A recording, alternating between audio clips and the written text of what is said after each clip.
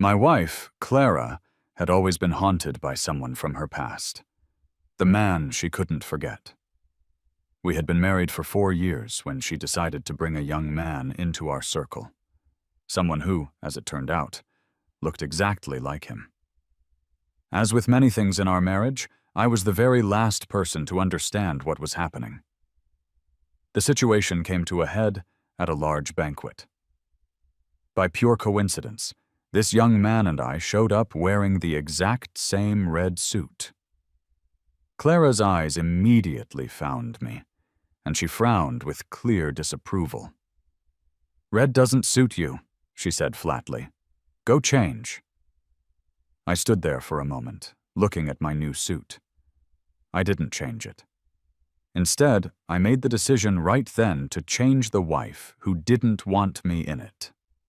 The moment he saw me in the same outfit, the young man at Clara's side, Julian, pouted with obvious displeasure.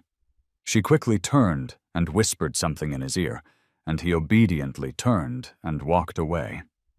A moment later, Clara navigated through the crowded, glamorous room and stopped directly in front of me, in front of our whole table. She looked at me, her brow furrowed slightly with irritation. "Red doesn't suit you," she repeated. "Go change." As soon as she said it, all conversation at our table stopped.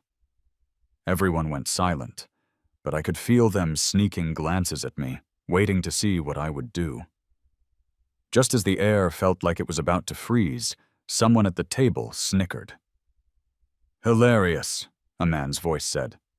"A cheap imitation." I slowly lifted my eyes to see who had spoken. It was Clara's cousin. I also knew he had been the best friend of her lost love, Daniel, the one who had died years ago. No one had ever told me about him, not when we were engaged, and not when we got married. No one thought to mention that Clara carried this ghost in her heart. I didn't find out the truth until she was pregnant with our son, Sam, almost ready to give birth. Now, in our 4th year of marriage, she had taken in a boy who looked just like Daniel, and once again, I was the last person in the world to know. When I just sat there, not moving or saying anything back to her, Clara's expression darkened with impatience. Her voice rose just enough to cut through the quiet. "Alex?" My gaze traveled past the other people at the table and landed on her face. Perhaps it was some kind of private romantic gesture between them, but she was wearing a dark red silk scarf, something very unusual for her. I found myself staring at that splash of crimson on her chest. Suddenly, the world around me went completely silent. Just before she could speak again, clearly annoyed, I stood up from the table. I pushed my chair back and simply walked out of the main dining hall. Clara's expression softened just a little bit, thinking she had won. "Change your clothes and come right back," she called after me. I pressed my lips together and even managed a faint smile in her direction. But I didn't say a single word. I didn't go to the dressing room to change out of my new suit, and I had no intention of going back to the banquet hall. I just turned, walked to an empty side door, and left the building entirely. The weather had been gloomy when I first arrived, and now a fine, steady rain was falling outside. It was late spring, so the rainy night wasn't particularly cold. I didn't even bother trying to find an umbrella. I just walked straight out into the rain. When I eventually got back to the Dalton estate, our housekeeper greeted me, looking quite cheerful. "Sir," she said, "Mrs. Dalton brought the young master over. They're both waiting for you." My heart gave an unsteady leap, and I quickened my pace walking into the house. Clara gave birth to Sam in our 1st year of marriage, but her mother, Mrs. Dalton, had insisted that the birth took a serious toll on Clara's health. She also made it clear that she thought I was a clumsy man who wouldn't have the energy or knowledge to care for a child. The day Sam turned 1 month old, Mrs. Dalton came to the house and took him away herself. I was so devastated I nearly collapsed. I didn't even have the strength to chase after her. All I could do was beg Clara through my sobs, but in the end, all I was given was 1 day a week to see my own son. I cherished that 1 day, but time flew by, and Sam grew up. With every visit, he seemed to grow more and more distant from me. As I walked up the steps, I could hear the house filled with laughter. Inside, Sam was expertly maneuvering a remote control car across the floor. Mrs. Dalton, the housekeeper, and the nanny were all gathered around him, clapping and cheering him on. I couldn't help but step forward, my eyes fixed on that small figure. Sam glanced up at me for just a second, then immediately went back to playing with his car. I waited patiently for him to finish, then knelt down to hug him. But he just turned and ran straight to Mrs. Dalton. "Grandma," he said, "I saw Daddy. I want to go home, home." He hugged her leg, nuzzling affectionately against her. Mrs. Dalton was all smiles as she scooped him up into her arms. "Grandma's little darling, let's go home right now." My hands were still stretched out foolishly in front of me, but all they held was a handful of cold air. I always seemed to be so slow on the uptake. It was just like when Clara had humiliated me in public earlier that evening. The real sadness and weight of it only started to sink in on the way home.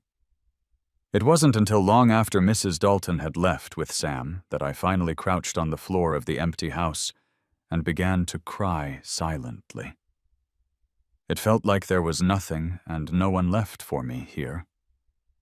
Late that night, I went upstairs and packed a few things. All my documents and some personal items had to go.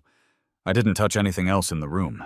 As I crossed the courtyard to leave, I saw the grove of apple trees through the misty rain. I had planted those flowers myself the year Clara and I were married. I loved them. But I only paused for 2 minutes. Then I walked away without a single backward glance. Clara was a little tipsy. She glanced at her watch. It had been almost an hour since Alex left the table. It was just a simple suit change, and the dressing room was right upstairs. It really shouldn't have taken this long. She frowned and pulled out her phone to text him. "Why aren't you back yet?" But the message went unanswered.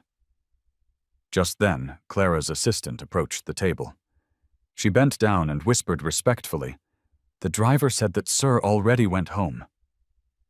Clara's face slowly turned to ice. This was the first time Alex had ever thrown a tantrum, and she had always hated it when men acted like that. "Get Julian over here," she ordered. The assistant's heart skipped a beat, but she nodded. "Yes, right away." When Julian returned, he had changed his clothes, and his hair was slightly disheveled. He had clearly just been crying. His eyes were still red, and his makeup was completely gone. It gave him a clean, fragile, boyish look. Seeing him like this, Clara was visibly lost in thought. "Ms. Dalton," Julian began, "did I do something wrong tonight?" He bit his lip and looked up at her. He had 2 tiny beauty marks at the corner of his left eye, which were even more distinct without makeup.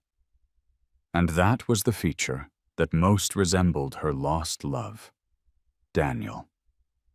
Clara reached out and cupped Julian's face. She leaned down and kissed the small marks, murmuring something in a drunken haze. It was 3 days later when Clara learned that Alex had left their marital home that night and never returned. She wasn't too concerned. Alex was the youngest son of the Mason family, but he wasn't like the other Mason sons. He'd gotten lost as a child and had supposedly suffered a great deal. He still had old scars on his body. He was already 20 when the Masons found him. He had never even been to college. His personality was already set. Quiet, withdrawn, and timid. Because of this, the Masons didn't like him, and Mrs. Dalton didn't like him either. So, when they got married, Mrs. Dalton laid down a condition. They could have a wedding, but they could only get legally married after Clara gave birth to a son. Later, Clara had Sam, but Mrs. Dalton never mentioned making the marriage official. Alex, being as meek as he was, never dared to bring it up. By the time she returned to their house, it had been a full week since Alex had left. It was late April. As she got out of the car, she immediately saw the grove of apple trees, their blossoms starting to wither. The housekeeper, seeing her displeasure, quickly explained, "Sir always took care of these himself and never let us touch them." "He's still not back?" Clara walked forward slowly, her brow furrowing even deeper. The housekeeper shook her head and whispered, "Sir hasn't been back at all." "What day is it?" Clara asked suddenly. "It's Saturday. Did he go pick up Sam?" Every Saturday, without fail, was the day Alex and Sam met. "He was picked up. He should be here any minute," the housekeeper replied. Clara nodded, her expression returning to its usual cool indifference. "Go tell Alex that if he's not back in an hour, we're sending Sam back to the main house." Sam was sitting on the living room carpet, unwrapping a new toy. The housekeeper walked in and spoke cautiously. "Ma'am, we called Sir." Clara grunted in acknowledgement, her eyes on Sam's small face. He looked a lot like Alex, especially his eyes, double eyelids with long, thick lashes. He had Alex's fair skin, too, a truly adorable little boy. But the housekeeper remained standing there. After a moment, she added, "Sir said he's not coming back." Clara's head snapped up. The housekeeper froze in terror. Even Sam seemed to sense that something was wrong and put down his toy. After a long moment, Clara let out a cold laugh. Then she stood up and called to her son. "Sam, Mommy's taking you home." Sam stood up, but asked, "Aren't we waiting for Daddy?" "We're not waiting." Clara bent down and picked him up. "Is Daddy not coming back?" Sam sounded a little happy, but strangely, not too happy. Clara carried Sam out of the living room and down the steps. As they passed through the half-withered apple garden, Clara finally spoke. "That's right. Daddy isn't listening, so he's not allowed home for a while. This is his punishment." This felt like the most relaxed and free I'd been in years. From the time I returned to the Masons to my marriage with Clara, I hadn't had a moment's peace. Now, I didn't have to get up at 6:30 a.m. on the dot. I didn't have to eat a Western-style breakfast every day just to suit Clara's tastes. I didn't have to spend every week anxiously waiting for Saturday, only to end up heartbroken and sleepless that night. And I didn't have to wonder when Clara would be home tonight, or if she would come home at all. I could sleep until 10. Then I'd get up slowly and make myself a super spicy bowl of ramen. I could also binge-watch dramas until 3 in the morning, crying through a whole box of tissues. Even when Sam's kindergarten teacher called to invite me to a parent-child event, I still felt a pang of sadness, but I was able to tell her calmly, "I no longer have any connection to the Dalton family. Please don't contact me about Sam Dalton's affairs anymore. Thank you." After hanging up, I looked at the call log. The Dalton housekeeper had called like clockwork every Saturday. I frowned slightly. Tomorrow is Saturday again. At 9:00 a.m., instead of waiting for the housekeeper to call, I called them myself. "Sir? Ma'am, it's Sir on the phone." The housekeeper's voice was excited and happy. Clara felt a slight tremor in her chest, but when she spoke, her voice was still cold. "Tell him Sam isn't coming over today." The housekeeper paused for a second, but did as she was told. A moment later, she returned. "Sir is asking if it's convenient for you to talk." Clara set down the newspaper she was reading. She looked down slowly and deliberately folded the cuffs of her shirt. Only then did she hold out her hand. "Give it to me." When she took the phone, she heard the faint sound of his breathing. It was so far away, yet so close, like it was gently tickling her heart. She saw the large patch of apple blossoms outside the French doors. Suddenly, she remembered a day when he had been running toward her with a bouquet of flowers and had almost crashed into her. That was after they were married, a rare glimpse of his playful side. Clara thought to herself, since he's the one backing down, I'll give him an out. "Alex, have you learned your lesson?" The breathing on the other end seemed to stop for a second. Then his soft, gentle voice came through. "Clara, we never legally registered our marriage 4 years ago." "I know." She curled her lip dismissively. So after all this drama, what he wanted was to make their marriage official. It was bound to happen sooner or later anyway. To her, it was just a formality. "So," he continued, "if we separate now, we don't have to go through a messy divorce." The smile on Clara's lips vanished instantly. "What did you say?" Her fingers tightened around the phone. "Don't have the housekeeper call me on Saturdays anymore. I'm not coming back. I've also made things very clear with Sam's teacher at the kindergarten." "Alex, what are you trying to say?" "Clara, I won't take any of your assets, but the $1.2 million and all the gold you gave me when we married, I won't be returning those either. Consider it compensation for the last 4 years. Clara had lived for nearly 30 years and had never felt such rage. But at the peak of her anger, her voice became surprisingly gentle. "Have you thought this through?" "I have." There was not a hint of hesitation in his voice. Clara hung up. The housekeeper stood at a distance, not daring to breathe.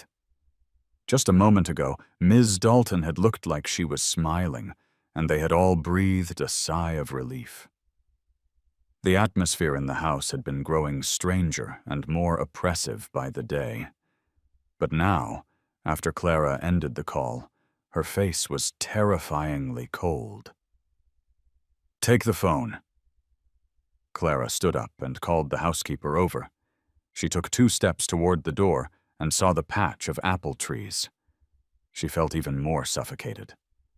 She turned and ordered the housekeeper, "Redo the master bedroom upstairs. Clear out all of Alex's things. I don't want to see them." The housekeeper was stunned for a moment, but quickly nodded in agreement. Clara strode out of the house. Her phone vibrated. A call was coming in. She glanced at the screen. It was Julian. But she had no interest in answering. A fake was a fake. Julian couldn't compare to Daniel. He couldn't even compare to Alex. That night, she really shouldn't have embarrassed Alex. He was angry and hurt, and he didn't want to come back. If he wanted to throw a fit, let him. With his personality, once he got knocked around a bit and saw how tough it was out there, he'd come running back home. But it was as if Alex had simply vanished. After that phone call, there was no more news from him. Once, Sam wasn't feeling well, and Mrs. Dalton brought him over, hoping Alex could give him a therapeutic massage. Sam had been frail since birth, and Alex had taught himself a lot about pediatric care. But when the housekeeper called his number, it was disconnected. Mrs. Dalton was furious. "I've never seen such a heartless father in my life. If he doesn't come back today, then he can stay away forever.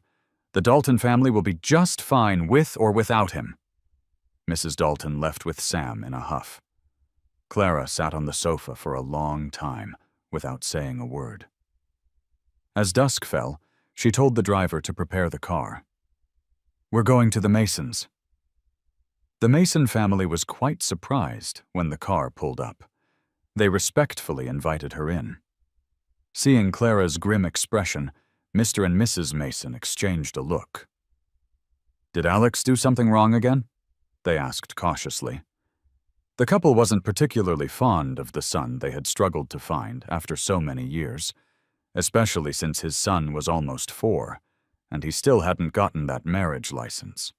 The thought alone was humiliating for the Masons. Clara's hand, holding the teacup, paused. He hasn't been back these past few days? Mr. and Mrs. Mason were even more surprised. No. Clara slowly set her cup down. He hadn't gone back to the Masons, and he had nowhere else to go in New York City. Where had Alex been all this time? Did you two have a fight? Mrs. Mason asked, her voice even more careful. Clara was already on her feet. A small disagreement. Then it must be Alex's fault. Mr. Mason's face darkened. I'll call him and give him a piece of my mind. But Clara stopped him. No need. We'll handle it ourselves. All right then. Couples fight, but they always make up. Mr. Mason escorted her out with a smile.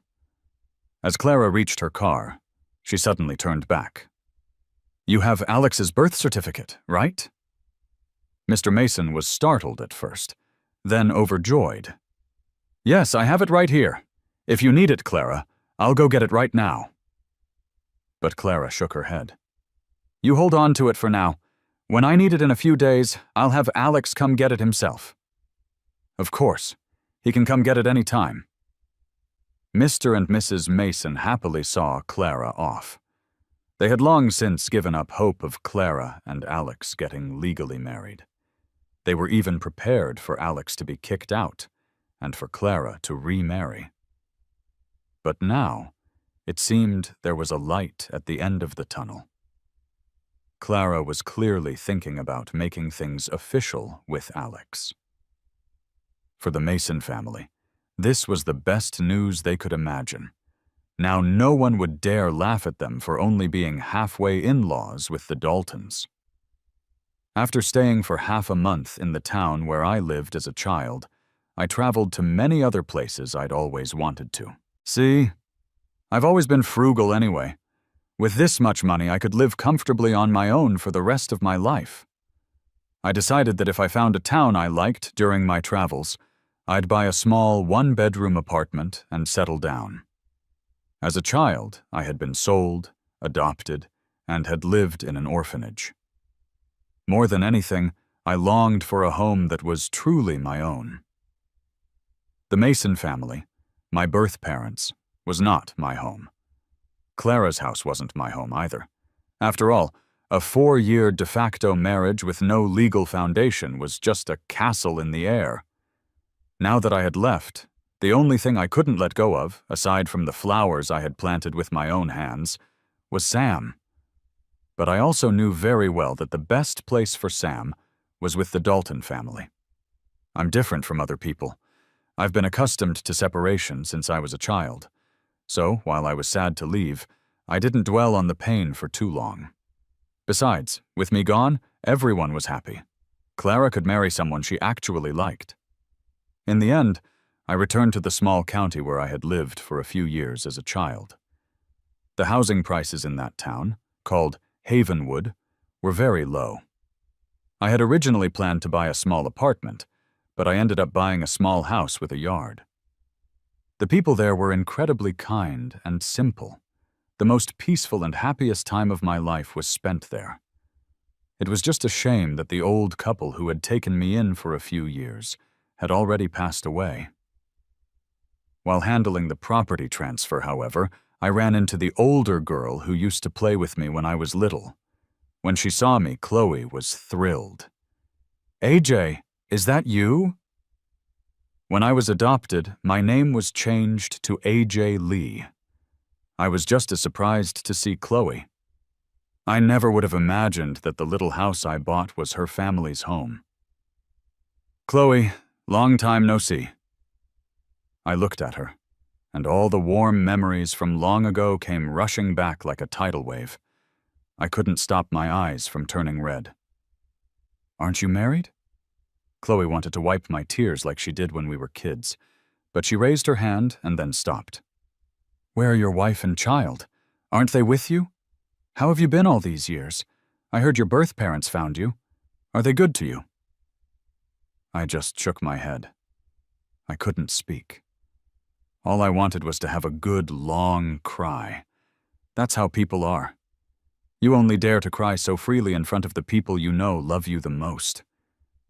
Chloe and I hadn't seen each other in years, but seeing her, I became the little A.J. Lee from our childhood again, and she became the big sister who always protected and comforted me. They weren't good to you, were they? Chloe's eyes were a little red. I guess not. If they were, you wouldn't have come all the way out here to buy a house by yourself. This place is hundreds of miles from New York City. AJ, how much have you been hurt? Chloe. I tugged on her sleeve, my eyes swollen from crying, but a smile touched my lips. I saw the neighbors drying a lot of herbs. Could you make me that noodle soup you used to make when we were little? Chloe looked at me for a long moment. Then, just like when we were kids, she ruffled my hair and smiled. Of course, I'll make it for you. Clara met with Julian one last time. At the banquet that night, Julian had been triumphant, like a flower in full bloom. Now he was noticeably haggard. Don't call me anymore. We shouldn't see each other again. The house and the car would be transferred to his name. Clara looked at him. His long hair fell to his shoulders, and his face was bare, giving him a very pitiful look. He looked so much like Daniel, but for some reason her heart felt nothing. I won't be coming back here. With that, Clara turned to leave. Julian couldn't help but cry out, Ms. Dalton, I don't understand. Everything was fine between us. You said you liked me. I never liked you. But you told me to stay with you forever. I have a husband. But you don't love him, do you? Clara looked down at the wedding ring on her finger. Didn't she love him? If she truly didn't love him at all, there were a million ways to break their engagement. But the first time she saw him at the Mason's house, she had felt a sense of pity for him. It was just that Alex was too timid, too quiet. Most of the time he was like a shadow, barely there. You could hardly feel his presence. But in the months he'd been gone, Clara felt off. She had tried going out with friends, partying, looking for new distractions. She had even met men who looked more like her lost love than Julian did. But she felt no spark. She rarely even thought about her lost love anymore. Instead, she often found herself thinking of Alex. They had been married for 4 years, but when they were alone, Alex would still be too shy to look at her. When he smiled, he had 2 small dimples at the corners of his mouth. Like Sam, he had very fair skin and was very handsome. Now, thinking back quietly, Clara realized something. In their 4 years of marriage, they had been intimate often, and she had never grown tired of him. In the months he'd been away, she hadn't touched Julian. Just last night she had dreamed of Alex. She'd dreamed of some very intimate scenes. Victoria suddenly told her driver, "Stop at a flower shop on the way." She bought a bouquet of red roses. That evening, she went out again and bought a red suit. Alex actually looked very handsome in red. It made his skin look as white as snow, making him look striking and brilliant. She decided to take a step back, to bring him flowers and a suit, and take him home. And so I settled down. After graduating from college, Chloe started a business with a classmate. Her company was in the city, and her daily life was very busy. But every weekend, she would come back to Havenwood to be with me. The neighbor, a kind auntie, often teased me lovingly. AJ, I think Chloe really likes you. The other day you were watering the flowers in the yard, and she was standing there pouring tea, and she didn't even notice the cup was overflowing. From across the fence, the auntie's face crinkled into a smile. AJ, look. Your big sister Chloe is almost 30, and doesn't have a husband. Why don't you just marry her? You two used to play house all the time as kids, and Chloe was always your bride. My little rascal was so jealous. Chloe was very good to me. Even better than when we were kids. Although I can be slow on the uptake, I had been married once before. How could I not sense those feelings? Auntie, I don't know how to do anything, I smiled. I never went to college, and I don't have any skills. Chloe is so accomplished. Her future husband must be an outstanding man, too. I thought of how Clara never took me to important events. Thinking of how the Dalton family never accepted me. Thinking of how I wasn't even qualified to raise my own child. If I had grown up with my birth parents, gotten a good education, and become confident and capable, maybe that marriage wouldn't have failed so miserably. A person like me is probably better off living alone. Who says? Chloe's voice suddenly came from outside the fence. The sun was setting, and she was wearing a white dress. She stood tall and graceful, elegant and gentle. The quiet, skinny girl from our childhood had grown up. Now she had gentle but strong shoulders, capable of sheltering the people she cared about from the wind and rain. AJ, you're a wonderful person. Don't sell yourself short. Am I? I looked at Chloe, bewildered. If I'm so wonderful, why don't my family, my wife, and my child like me? Of course. Chloe pushed open the gate and walked into the yard. Everyone has a purpose for being here. If they didn't see it, that's their loss. But I still couldn't believe it. Chloe, as if comforting a child, used the simplest examples to prove her point. You know how to grow flowers. The same flowers always bloom more vibrantly in your hands. You gave Mrs. Huang a massage, and her back doesn't hurt as much anymore. A few days ago, I was working late, and you helped me organize my files, data, and spreadsheets. You made everything so simple and clear. You were a huge help. If you let me, I could list your good qualities for 3 days and 3 nights. Chloe smiled, and the auntie smiled along with her. I could go on for 3 hours myself. It was as if the dark clouds over my heart were simply pushed away. That night, for the first time, I told Chloe about Clara. I also told her about Sam. Chloe was silent for a long time and didn't say anything. Later, she drove back to the city overnight. When I heard her car leave, I felt surprisingly calm. In my short 20-something years of life, I had experienced too many goodbyes. It was as if I had become numb. I finally drifted off to sleep as dawn was breaking, but I was soon awakened by the sound of a car. I got up, feeling groggy. I walked to the window and pulled back the curtains. I saw Chloe getting out of her car. She was holding something in her hand and quickly walked to my door. AJ. Her voice was low, careful not to wake the neighbors. I hurried to open the door. Chloe? Chloe stood there, her eyes still weary from the drive, but they were exceptionally bright. I went back to get my birth certificate. If you're willing, and if you don't mind that I'm a few years older than you, let's go get married today. Get married? Yes, get married. Chloe's voice was incredibly serious. Once we're married, you'll have a home.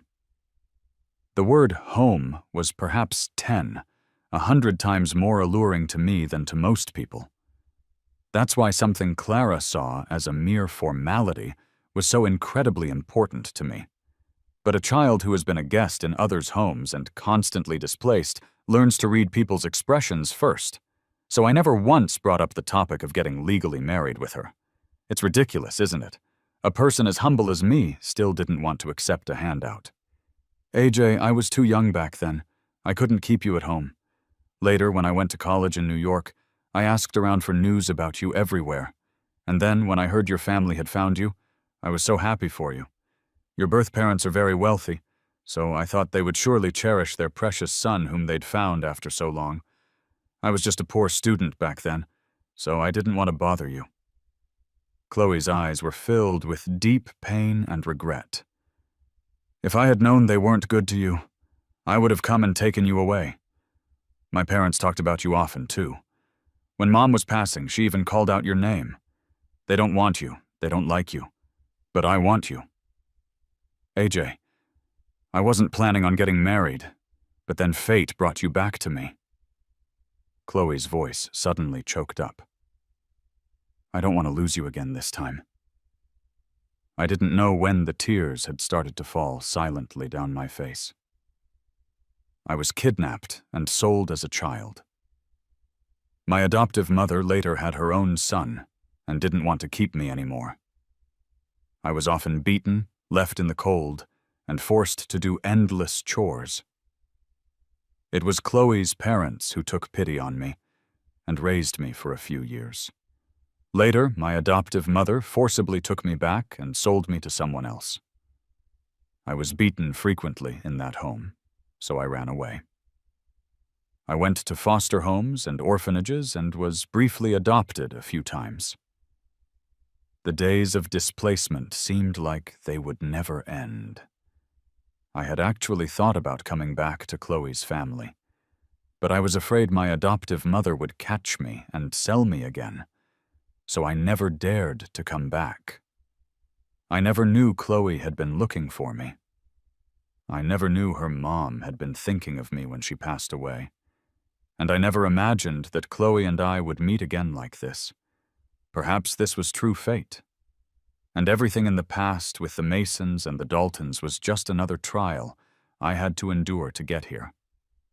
My eyes were red, but I looked at Chloe and shook my head with a smile. "Chloe, I can't get married to you today."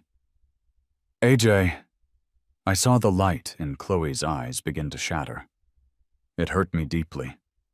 I gently took her hand. "My birth certificate is still with the Masons. It'll take a whole day to go get it and come back."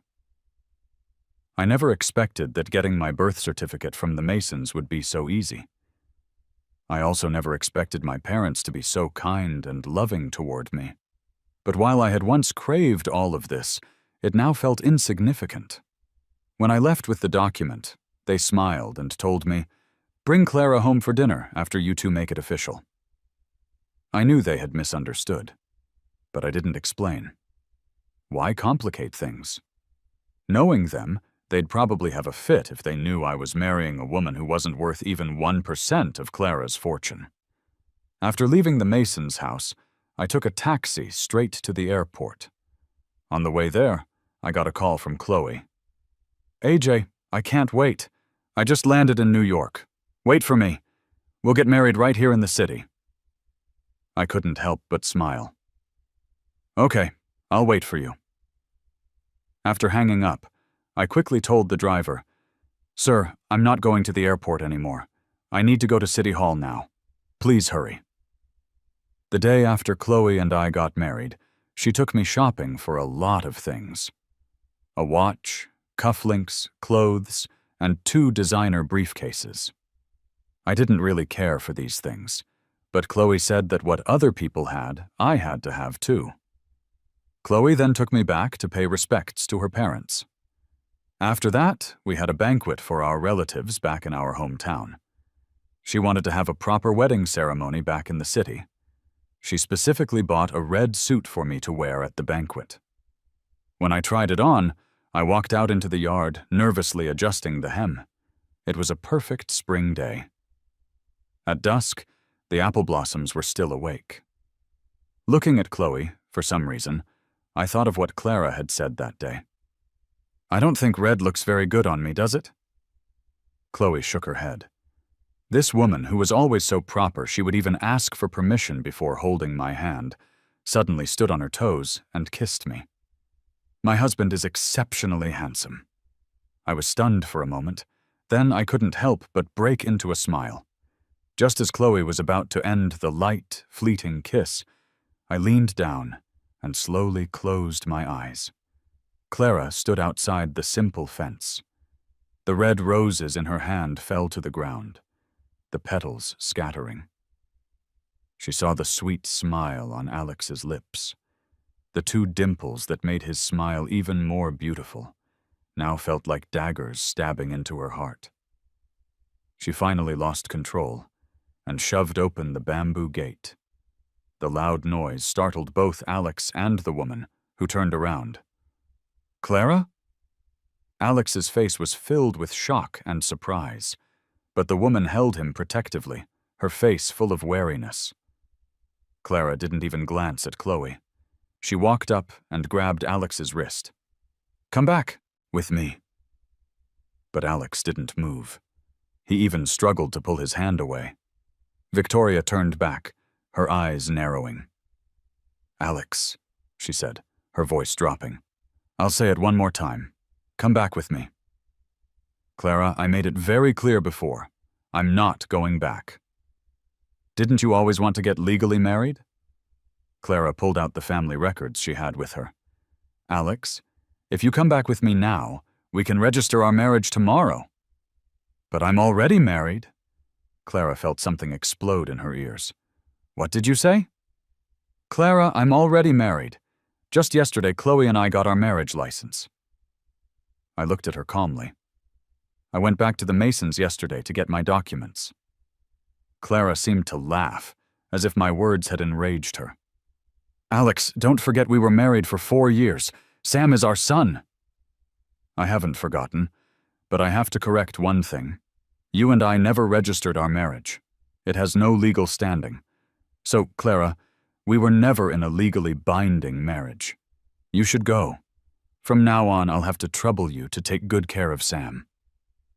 After I finished, I turned away from her. "Chloe, let's go inside. I'm a little tired." I took Chloe's hand, and she immediately squeezed it tightly. "Okay, I'll take you to rest." "Alex." Clara took another step forward and grabbed me again. "Sam misses you." I felt my throat tighten instantly, and in the next moment my eyes turned red. Sam was only a little over 3 years old. He didn't understand anything. Even if he wasn't very close to me, I never resented him. I guess some fathers and sons are just not meant to be close. "Come back with me. I'll have someone bring Sam over, and from now on, the 3 of us can be a family." My heart ached with a desire to cry. The irony was suffocating. So she knew everything.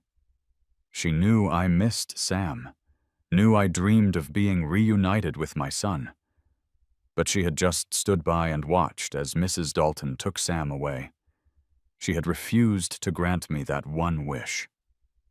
And now that I wanted nothing, now that I was leaving, she wanted to bring Sam back. So Sam could have been brought back all along. So some filial duties didn't need to be observed after all. "Clara, I don't need that anymore." I forcefully pulled my hand away again. "I don't need a family of 3. If Sam misses me, he can come visit me. And if you allow it, I will come back to see him regularly." "Alex, Sam is your own son. Aren't you afraid that if I remarry, my new husband will mistreat him?" I'd never seen Clara look like this. Even when she was angry in the past, she was composed. But now her eyes were blazing, and her beautiful face looked almost contorted. When Sam was born, she used him to threaten me. Now that I was leaving, she was using the same tactic. But I was no longer afraid of losing anything. Chloe taught me that I am Alex first, and then a husband or a father. I spent those years in a daze, having completely lost myself. It wasn't entirely other people's fault, that they looked down on me and didn't care about me. So now I had to be myself first. I would do anything to protect Sam, but he is your flesh and blood too. He was raised by Mrs. Dalton since he was a month old.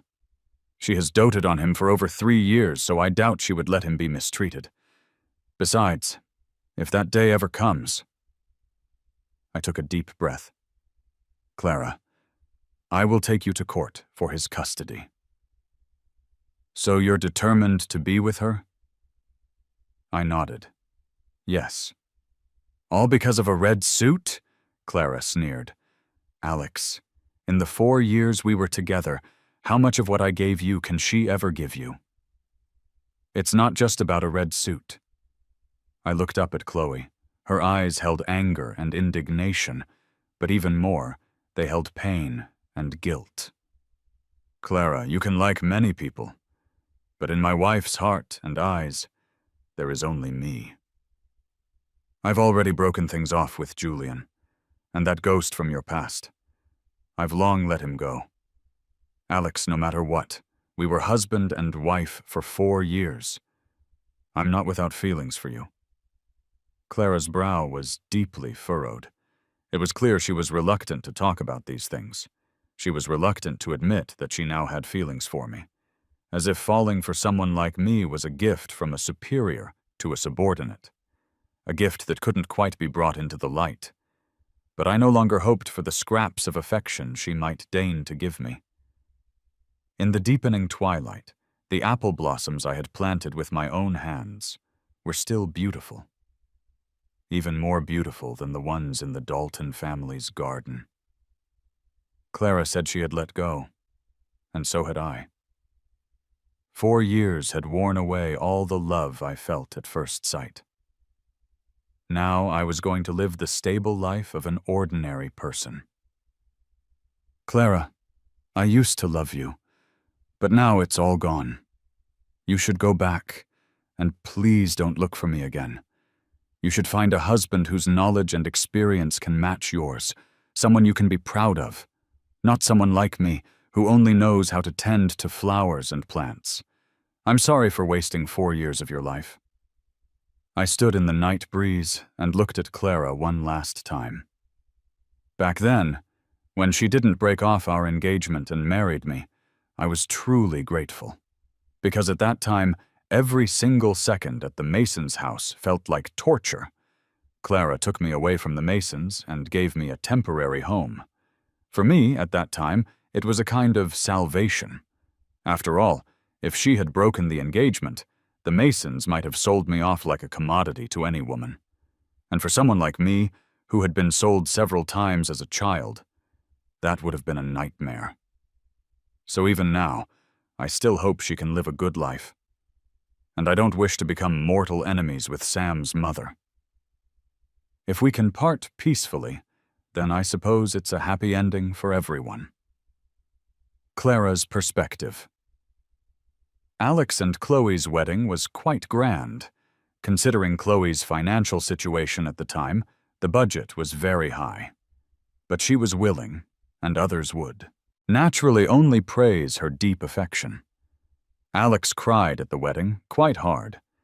He hadn't even cried that hard when he married me. He said, "My name is Alex Mason, but my life until now has been full of hardship. I am so grateful to my wife." Hearing those words at the time was quite jarring. In the 4 years he was married to me, I thought I hadn't treated him poorly. In my circle, keeping lovers and boy toys was commonplace. Which socialite hasn't had a stable of boy toys? But I only lost my mind, and kept one, Julian, and I got tired of him quickly. Other than that, I was faithful. I don't believe his wife, Chloe, could truly remain devoted to one person. Women, with or without money, will seek pleasure, especially with money. So I secretly helped things along. Chloe's company grew bigger and bigger, and she earned more and more money. Naturally, the temptations would also increase. At that point, a person with Alex's personality would surely not tolerate it. If he and Chloe divorced, and I went to him with Sam, perhaps he would come back to us. But in the blink of an eye, 10 years passed. Chloe never took a single wrong step. He and Chloe had a daughter. She looked exactly like him. I was terribly jealous. Sam grew up and looked more and more like me. Although everyone in the Dalton family is very good-looking, looking like a lonely person like me isn't a good thing. His relationship with Sam, however, got better and better. They are father and son, after all. How could there be some irreconcilable hatred, like in a novel? Sometimes Sam would go stay with him for a few days. Alex would naturally have him look after his little sister. Their sibling relationship was also perfect. Sometimes Alex would come to our house to see Sam. While father and son talked, I would mindlessly tend to the flowers outside. Every time, I wanted to offer him a ride home. But Chloe would always come to pick him up personally. She guarded against me like I was a monster. But this wasn't so bad. With me as a cautionary tale, Chloe wouldn't make the same common mistakes. And so Alex's life, for the rest of his days, would naturally be nothing but sweet.